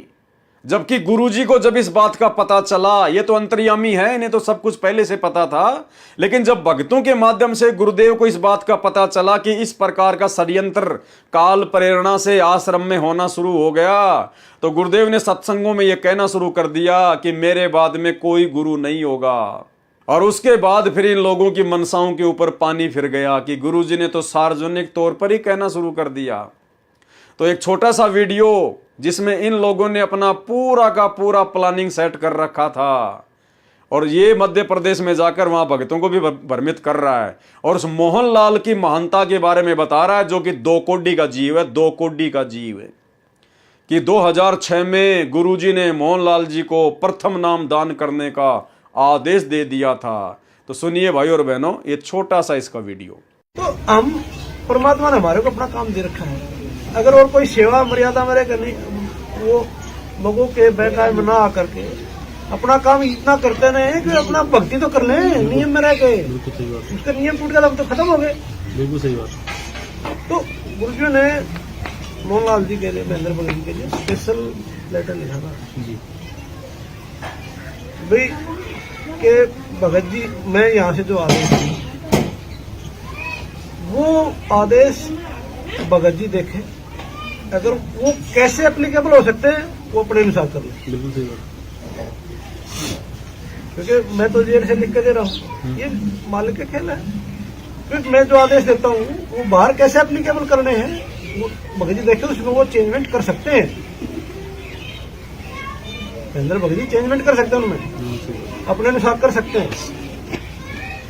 जब 2006 में नाम देने तक का आदेश दे दिया था, जब 2006 में नाम देने तक का आदेश दे दिया था, जब 2006 में नाम देने तक का आदेश दे दिया था, और अब ये लिख दिया कि जैसा करना चाहे कर सकते हैं, तो हम उनको गलत कैसे कर रहे हैं? और गुरुजी ने कहा एक लटात पीछे जब महेंद्र भगत जी के बारे में जो गलत सोचता है पता नहीं कौन से नरक में जाएगा, यहाँ तक लिखा था गुरुजी ने। तो भाइयों और बहनों, ये वीडियो आपने सुन लिया, जो कि सरासर सतगुरु रामपाल जी परमात्मा के सत्संगों के विरुद्ध है, परमात्मा के वचनों के विरुद्ध है, उनकी आज्ञा के विरुद्ध है। केवल यहां पर इस चापलूस व्यक्ति के द्वारा उस काल एजेंट महेंद्र को महत्वता दी जा रही है संगत के बीच में बैठकर। और ये वीडियो देखकर भाइयों और बहनों, निश्चित तौर पर आपको लगा होगा कि ये पागल आदमी है। लगता है ये आदमी कोई मनोरोग से ग्रसित है, ये आदमी पागल है, पागल, ये रोगी है। क्योंकि इस प्रकार की घटिया बातें, सतगुरु के ज्ञान के विरुद्ध बातें कोई पागल व्यक्ति ही कर सकता है। और भाइयों और बहनों, जब मैं थोड़ी सी गहनता में गया, मैंने जब परमेश्वर की एक दो पुस्तकें और पढ़ी, तो मुझे यह प्रमाण भी मिल गया कि ये बसंत सैनी पागल है, पागल। ये व्यक्ति डॉक्टरों के द्वारा पागल घोषित है। जो व्यक्ति इन सतलोक आश्रमों में लोगों को सार शब्द दे रहा है, लोगों के सार नाम की परीक्षा ले रहा है, सतलोक आश्रम धनाना में बैठकर पाठ प्रकाश कर रहा है, भाइयों और बहनों, ये व्यक्ति मानसिक तौर पर पागल है, पागल। डॉक्टरों के द्वारा इसको पागल डिक्लेयर किया हुआ है। आपको सतलोक आश्रम मैनेजमेंट हरियाणा के द्वारा लिखित पुस्तकों से दिखाते हैं। सन 2014 बरवाला कांड, उस समय सतलोक आश्रम मैनेजमेंट हरियाणा ने, यानी एक राष्ट्रीय समाज सेवा समिति नाम का संगठन इन लोगों ने बनाया था, महेंद्र ने। और उस संगठन का केवल एक ही मुख्य काम था कि हम सतगुरु रामपाल जी का कोई आदेश नहीं मानेंगे। हम राष्ट्रीय समाज सेवा समिति वाले संत रामपाल जी का कोई आदेश नहीं मानेंगे। हम मनमानी करेंगे, मनमानी। हम संत रामपाल जी से किसी भी कार्य में कोई दिशा निर्देश नहीं लेंगे।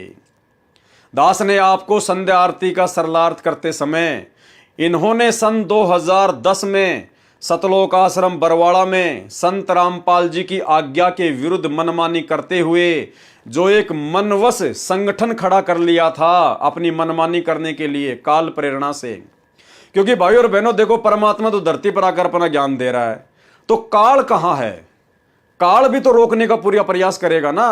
तो काल कहां है फिर? दयाल तो हम सबके सामने है, सतगुरु रामपाल जी। अब काल कहां है? अब काल सबके सामने तो आता नहीं, स्वयं तो अपने रूप में प्रकट होता नहीं, तो काल अपना काम कैसे करता है? वो अपने एजेंटों के अंदर प्रवेश करके अपना काम करता है।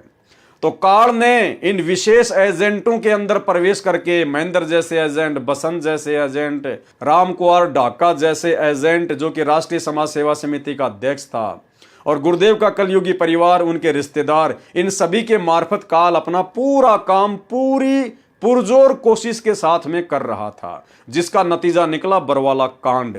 तो दास ने उस संध्या आरती के वीडियो में आपको राष्ट्रीय समाज सेवा समिति के विषय में बताया था, और जो राष्ट्रीय समाज सेवा समिति गुरुदेव के भाई ने, सतलोक आश्रम मैनेजमेंट हरियाणा ने, जो गुरुजी को मानुष मानते थे, आज भी मानते हैं, इन लोगों ने जो संगठन खड़ा किया था, दास ने आपको उसका संविधान भी पढ़ाया था, और संविधान का पॉइंट नंबर 8 और 12 भी आपको पढ़ाया था। तो पॉइंट नंबर 12 के अंदर गुरुदेव के परिवार ने साफ साफ लिख रखा है कि हम राष्ट्रीय समाज सेवा समिति वाले संत रामपाल जी महाराज जी से किसी भी कार्य में कोई दिशा निर्देश नहीं लेंगे। अर्थात ये इतने बड़े भगत हैं कि अपने गुरुजी से कोई दिशा निर्देश नहीं लेंगे, ये गुरुजी से कोई बात भी नहीं करेंगे, ये केवल अपनी मनमानी करेंगे, मनमानी। तो पहले ये छोटा सा वीडियो देखिए आप, और ये है 12वां नियम। अब 12वें नियम को भाइयों और बहनों आंख फाड़ के देख लेना। अगर जरा से भी बुद्धि तुम्हारे अंदर होगी तो समझ में आ जाएगा कि आप किन मूर्ख और मनवश लोगों के पीछे इन आश्रमों में धक्के खा रहे हो।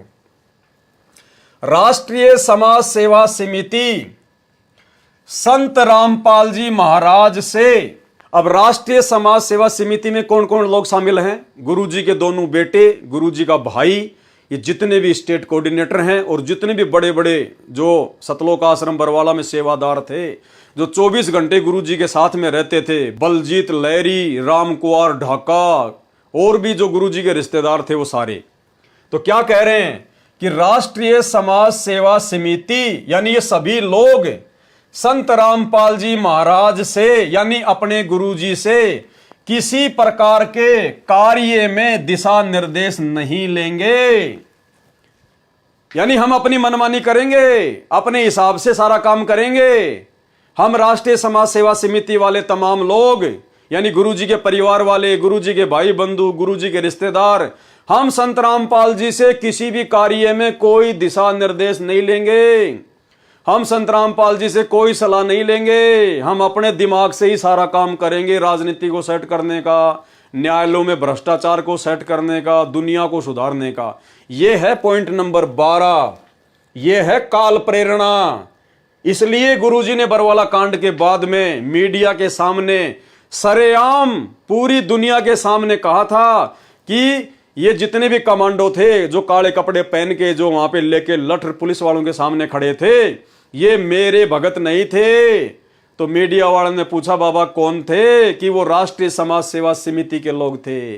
तो मीडिया वालों ने कहा कि बाबा समिति भी तो आपकी है। तो गुरुजी ने कहा कि नहीं, समिति मेरी नहीं है। आगे आपको वीडियो सुनाएंगे, पहले इनका नियम सुन लो। राष्ट्रीय समाज सेवा समिति संत रामपाल जी महाराज से किसी प्रकार के कार्य में दिशा निर्देश नहीं लेगी। अब संत रामपाल जी को इन लोगों ने सेवा बांट दी। अरे भक्ति में तो गुरु सेवा बांटता है, और इनको देखो नालायकों को, ये अपने गुरुजी को सेवा बांट रहे हैं कि संत रामपाल जी को केवल इतना ही काम करना है, इससे ज्यादा नहीं, बाकी हम संत रामपाल जी को फ्री छोड़ते हैं। देखना भाई और बहनों, संत रामपाल जी महाराज का कार्य केवल सभी धर्मों के धार्मिक सदग्रंथों का अध्ययन करके सत्संग प्रवचन करना तथा आने वाले भक्तजनों को नाम दीक्षा देना ही रहेगा। यानी गुरुजी को इन्होंने ड्यूटी बांट दी। अब बताइए, ये 2009 में डीवीडी से नाम दीक्षा की जो शुरुआत हुई है, ये इन्हीं लोगों ने गुरुजी को शिक्षा दी है। क्योंकि ये लोग गुरुजी को सेवा बांटा करते थे आश्रम में, गुरु को गुरु नहीं मानते थे। परमात्मा मानना तो बहुत दूर की बात है, ये तो गुरुजी को शिक्षा दे रहे हैं। गुरुजी की कोई बात नहीं मानते थे ये लोग। 2010 से जब से राष्ट्रीय समाज सेवा समिति बनी है, ये गुरुजी के बेटा बेटी और गुरुजी के भाई इस 12वें नियम के तहत कि हम संत रामपाल जी से कोई दिशा निर्देश नहीं लेंगे, ये लोग अपना मनमाना आचरण करते आ रहे हैं, मनमाना काम करते आ रहे हैं। तो क्या कह रहे हैं, संत रामपाल जी महाराज का कार्य केवल सभी धर्मों के धार्मिक सदग्रंथों का अध्ययन करके सत्संग प्रवचन करना तथा आने वाले भक्तजनों को नाम दीक्षा देना ही रहेगा। यानी केवल इतना ही काम करना है संत रामपाल जी ने। अतः संत रामपाल जी महाराज अन्य सभी प्रकार की जिम्मेदारियों से मुक्त रहेंगे।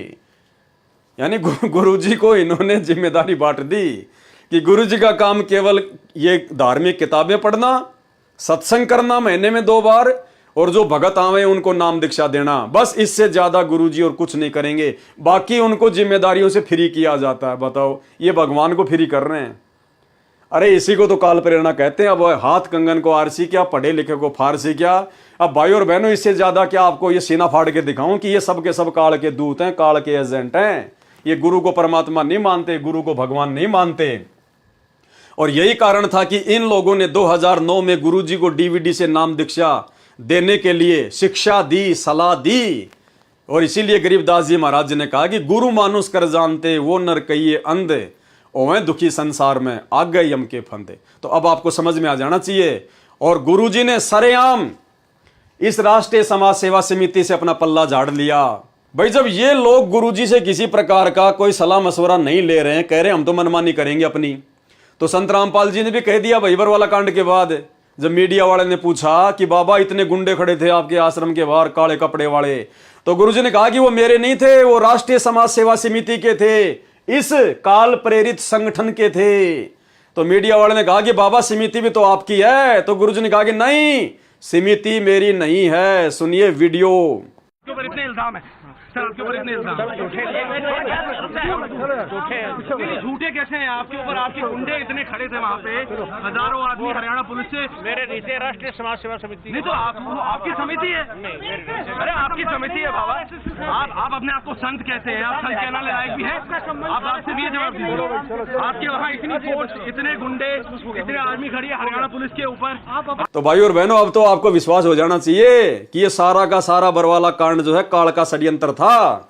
ये गुरुजी के परिवार की मनमानियों का नतीजा है, उनकी आध्यात्मिक अज्ञानता का नतीजा है।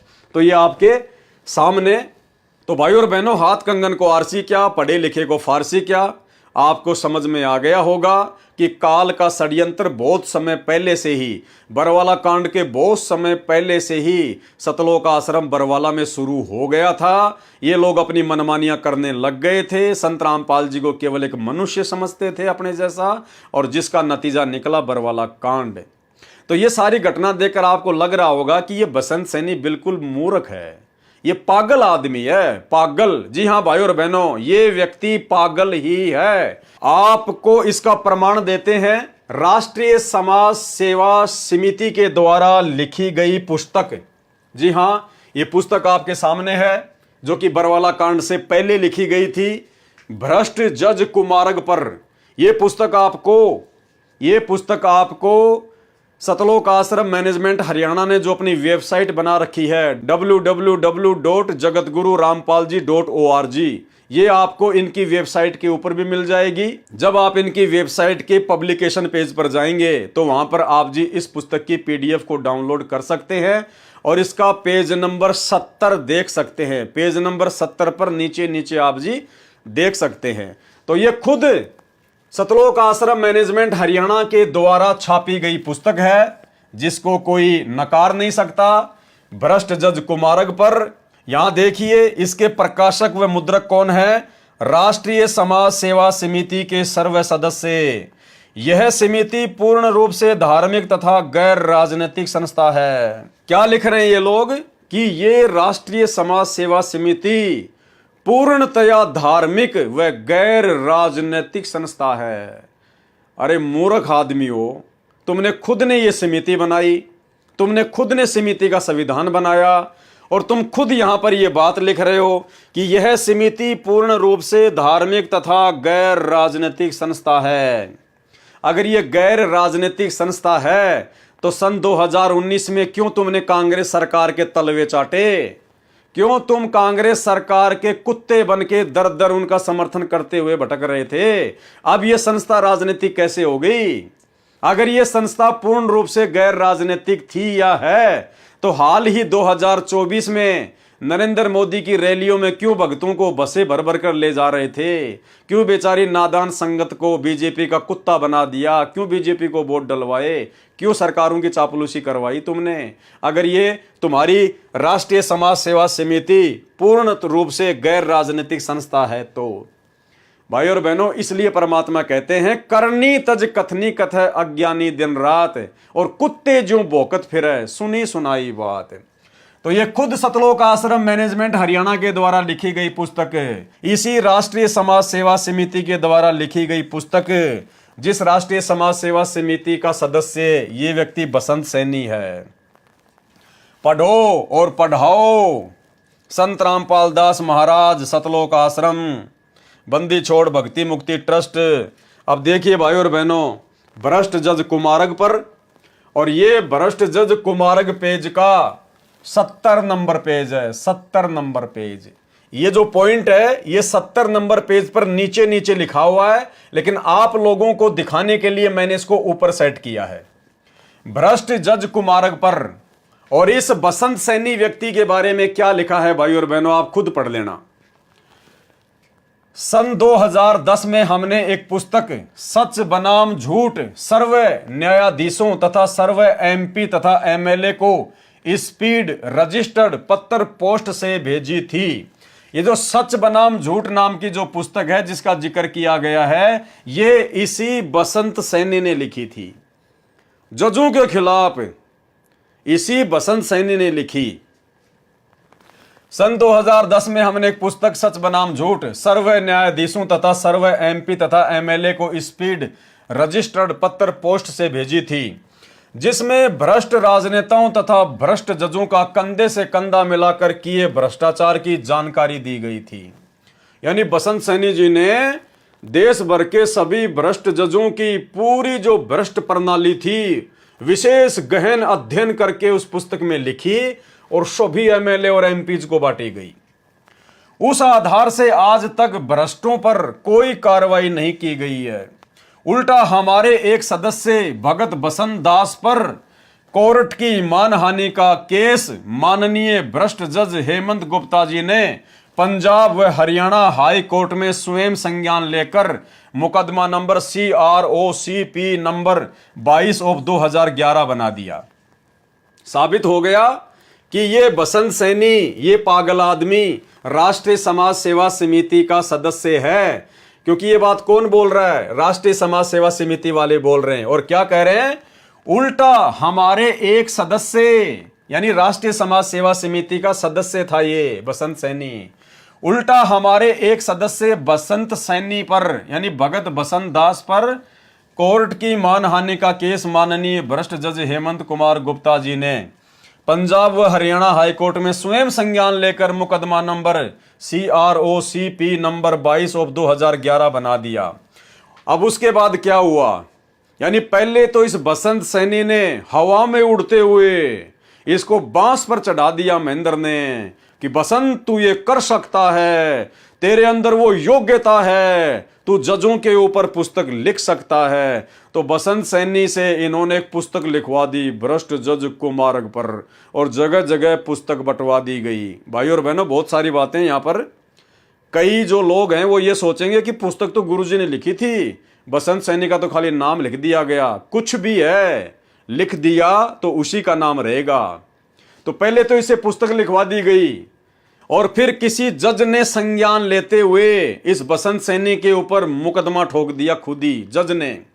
और जैसे इस भाई साहब के ऊपर मुकदमा ठोका गया उसके बाद देखना भाई और बहनों क्या होता है, ध्यान से पढ़िए। जिससे वह मानसिक संतुलन खो बैठा।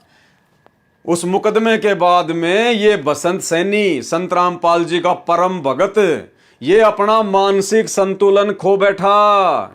अरे वर्तमान में संगत जिस व्यक्ति से सार शब्द ले रही है, सार नाम ले रही है, लाखों लोगों ने ले लिया, वो व्यक्ति अपना मानसिक संतुलन बहुत समय पहले खो चुका था, 2011 में पागल हो चुका था। जिससे वह मानसिक संतुलन खो बैठा, कई बार आत्महत्या करने की कोशिश की। संत रामपाल जी के परम भगत और महेंद्र के परम मित्र बसंत सैनी ने कई बार आत्महत्या करने का प्रयास किया। अरे देख लो भाई और बहनों क्या मजाक चल रहा है, आपकी आंखों के सामने है। इसलिए दास कह रहा है ये व्यक्ति पागल है, पागल। डॉक्टरों ने इसको मनोरोगी घोषित कर रखा है। ये व्यक्ति अपने होशो हवास में नहीं है और ऐसे पागलों से ये संगत सार शब्द ले रही है, सार नाम ले रही है। अरे तेरे को क्या जरूरत थी भैया पुस्तक लिखने की? और लिख दी तो फिर डट के खड़ा रहता, फिर डगमग होने की आवश्यकता कहां थी फिर तेरे को? पहले तो जोश में आके पुस्तक लिख दी, पहले तो दादा बन गया, मान बड़ाई का भूखा। और जब हाई कोर्ट में इसके ऊपर जब मुकदमा हुआ तो भाई अपना मानसिक संतुलन खो बैठा और आत्महत्या करने का प्रयास करने लगा। मैं नहीं कह रहा भाई, ये खुद ही लिख रहे हैं। अब संत रामपाल जी से सार नाम प्राप्त, सार शब्द प्राप्त भगत भी यदि आत्महत्या करने की सोच रहा है, बार बार प्रयास कर रहा है, तो भाई और बहनों समझ लो उसको कहां तक का ज्ञान है। अरे संत रामपाल जी तो कहते हैं कि आत्महत्या करने वाला तो दुनिया का सबसे बड़ा कायर व्यक्ति है, सबसे बड़ा कायर। जिसको आध्यात्मिक ज्ञान की समझ नहीं होती वो व्यक्ति इस मनुष्य देह को समाप्त करने की सोच सकता है। उसको तो गधे की संज्ञा दी है परमात्मा ने, गधे की संज्ञा। अब बताओ, संत रामपाल जी से 15-20 साल से भक्ति लेने के बाद, संत रामपाल जी की इतनी संगति करने के बाद, और महेंद्र का राइट हैंड, काल का विशेष एजेंट, और वर्तमान में जो व्यक्ति भक्तों को सार शब्द दे रहा है, सार नाम दे रहा है, उस व्यक्ति के ये लक्षण हैं जिससे वह मानसिक संतुलन खो बैठा, कई बार आत्महत्या करने की कोशिश की। उसका PGIMS रोहतक के मनोरोग विभाग में उपचार चल रहा है। उसका रोहतक में इलाज चल रहा है। पागलपन के दौरे पड़ते हैं इसको। मनोरोग चिकित्सा विभाग उसका, यानी किसका? बसंत सैनी का PGIMS रोहतक के मनोरोग विभाग में उपचार चल रहा है। अरे इस बसंत सैनी का तो इलाज चल रहा है, ये पागल है, अभी पागल है। अब भाई और बहनों, हाथ कंगन को आरसी क्या, पढ़े लिखे को फारसी क्या, अब इससे ज्यादा आपको क्या समझा सकते हैं, क्या बता सकते हैं भाई और बहनों। इसलिए सतगुरु रामपाल जी भगवान ने साध संगति के माध्यम से इस पवन दास की ड्यूटी लगाई है। ये इंटरव्यू आपने पहले भी पढ़ा होगा, ज्ञान गंगा पुस्तक में भी इसका इंटरव्यू लिखा हुआ है, लेकिन आपको इस प्रकार से ये बातें समझ में नहीं आने वाली थी। इनकी असलियत क्या है इन भगतों की? ये भगत के भेष में भेड़िए हैं, भगत के भेष में भेड़िए। हमें इनसे सावधान रहना होगा। ऐसे भक्ति नहीं बनेगी भाई और बहनों। आंख बंद करके भक्ति करने से भक्ति नहीं बनेगी। यदि संगत ने अपना ये जीवन सफल करना है, अपनी भक्ति को सफल करना है, तो भाई गुरुदेव भगवान के जेल में रहते सहते इन आश्रमों में धक्के खाने से बचना होगा। इन जैसे बसंत सैनी जैसे मनोरोगी व्यक्तियों से, इस जैसे पागल व्यक्तियों से बचना होगा। अरे तुम तो एक पागल से सार नाम लेके आ गए, एक पागल से सार शब्द लेके आ गए, और पागल ने सबको पागल बना दिया, सबको पागल बना दिया। भाई और बहनों, यह हकीकत है, और यह हकीकत सतगुरु रामपाल जी भगवान ने सबके सामने उजागर करवानी थी। और परमात्मा इस बसंत सैनी जैसे सभी बड़े बड़े परम भक्तों की सच्चाई उजागर करवाएंगे। धीरे धीरे धीरे धीरे इन सब का काला चिट्ठा, इन सब का आडंबर, इनका पाखंड, इनका अज्ञान कि 20-20 साल से सतगुरु की शरण में रहने के बावजूद भी इन लोगों को कितना ज्ञान है, कितना ये लोग सतगुरु रामपाल जी भगवान को समझ पाए, कितना ये इनके भक्ति मार्ग को समझ पाए। ये तो केवल मान बढ़ाई के भूखे हैं, केवल मान बढ़ाई के भूखे। इनको केवल माया चाहिए, माया। ये काल के द्वारा भेजे गए स्पेशल एजेंट हैं, उस कमाल की तरह। संगत बेचारी नादान है, भोली है, इनको समझ नहीं पा रही। तो भाई और बहनों, समझाने के लिए परमात्मा ने 7 संगतियां शुरू करवाई है। आपकी आंखों के सामने है ये व्यक्ति बसंत सैनी, जिसका इंटरव्यू ज्ञान गंगा पुस्तक में भी है और भक्ति और भगवान पुस्तक में भी परमात्मा ने लिख दिया। ये व्यक्ति पूर्णतया मानसिक रोगी है, जिससे वह मानसिक संतुलन खो बैठा, कई बार आत्महत्या करने की कोशिश की। उसका PGIMS रोहतक के मनोरोग विभाग में उपचार चल रहा है। आपकी आंखों के सामने है भाई और बहनों। अब इससे ज्यादा आपको और कैसे समझा सकते हैं? जितनी बुद्धि परमात्मा ने दी है, जो प्रमाण परमात्मा ने दिए हैं, आपकी आंखों के सामने पेश कर दिए हैं। भाई समझना ना समझना ये देखो भगत के संस्कारों के ऊपर है। दूसरी बात भाई और बहनों, इस बसंत सैनी ने मेरे साथ में मारपीट की, मुझे जानवरों की तरह अपने साथियों के साथ मार के गया। वीडियो आपने देख लिया, लेकिन मैंने कभी भी अपने मन में इसके प्रति कोई नफरत, कोई राग द्वेष, ईर्ष्या पैदा नहीं की। इसके कर्म इसके साथ हैं, इसको भोगने पड़ेंगे। मेरे कर्म मेरे साथ हैं, अगर मैंने कुछ गलत किया होगा तो मुझे भोगने पड़ेंगे। राम किसी को मारे नहीं, मारे तो हत्यारा राम, अपने आप ही मर जाएंगे कर कर खोटे काम। दास की परमात्मा ने ड्यूटी लगाई है। भाई दास तो अपने गुरुदेव के प्रति अपनी ड्यूटी को पूरी वफादारी से निभाने का प्रयास करता रहेगा। मेरे प्रति कोई क्या सोचता है, क्या नहीं सोचता है, वो सोचे या ना सोचे, मुझे कोई फर्क नहीं पड़ता है। मैं गुलामी, मैं ड्यूटी अपने गुरुदेव भगवान की कर रहा हूं, किसी और की नहीं कर रहा। बाकी मेरा फर्ज है, मेरा कर्तव्य है, आप सभी मेरे भगत भाई बहन हैं, आप जियों तक इन जैसे मनोरोगी भक्तों की सच्चाई पहुंचाना मेरा कर्तव्य है। ये ड्यूटी मुझे परमात्मा ने दी है, मैं अपनी ड्यूटी निभा रहा हूं, और जब तक परमात्मा ने सांसें दी है तब तक निभाता ही रहूंगा। तो आज पुस्तक भक्ति और भगवान के ऊपर आपको प्रभु प्यासे भगत बसंत सैनी के विषय में पूरी जानकारी दे दी गई है। भाई और बहनों, सावधान हो जाना। जो उन आश्रमों में जाते हैं, इन जैसे लोगों को परम भगत मान के और उनके पीछे पीछे दौड़ते हैं, भाई सावधान हो जाना, भक्ति करनी है तो भगवान के पीछे दौड़ो, भगवान की चापलूसी करो। आश्रमों में जाने की जरूरत नहीं है। ये आश्रम गुरुदेव की आज्ञा के विरुद्ध हैं, गुरुदेव के भक्ति विधान के विरुद्ध हैं। और आने वाले दिनों में भाई और बहनों आपको किसी प्रसंगवश ये भी दिखाएंगे कि आने वाले दिनों में परमात्मा इन सभी आश्रमों को नष्ट करके, खंडित करके, अपना पूरा भक्ति विधान सेट करके फिर सतलोक जाएंगे। कोई ज्योति पाठ कराने की आवश्यकता नहीं पड़ेगी आगे। परमात्मा ने सत्संग में स्पष्ट कह रखा है कि ज्योति पाठ करवाने की फिर आगे कोई आवश्यकता नहीं पड़ेगी, ना कोई आश्रमों की आवश्यकता पड़ेगी।